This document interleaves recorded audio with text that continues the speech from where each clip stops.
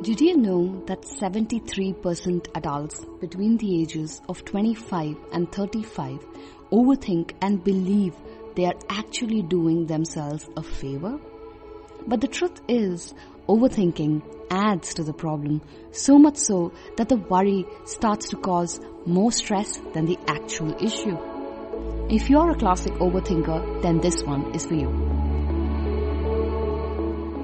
Hello and welcome back to the deep dive series of the Being Miraculous podcast, and I'm your host and self-awareness coach Shweta Shivraman, here to help you ask the right questions. One study from the University of Michigan found that 73% of adults between the ages of 25 and 35 overthink, as do 52% of 45 to 55-year-olds. And many of us, especially those who define ourselves as rational or logical, rely on this overthinking to shine the way forward for us. But more often than not, this overthinking harms us. When you're constantly overthinking, you're engrossed in it so much that you may or may not have the energy to take action. You'll feel emotionally drained because so much of your time is spent thinking, not to mention feeling moody, irritable with changes in appetite, sleep cycles and more. So here's what you can do when you catch yourself overthinking the next time. First, hit pause. Consciously visualize a stop sign maybe to stop thinking. And then wear the hat of an observer, a third party, just watching the thoughts coming up. And take a pen and paper and list down all the thoughts that come up.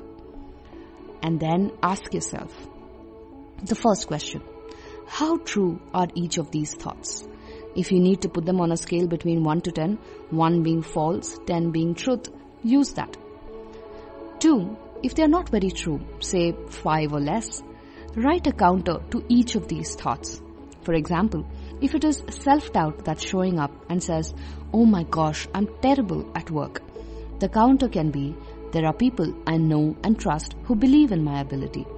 The counter needs to be something that doesn't counter for the sake of it, but is actually believable. More believable than the thought in the first place. 3.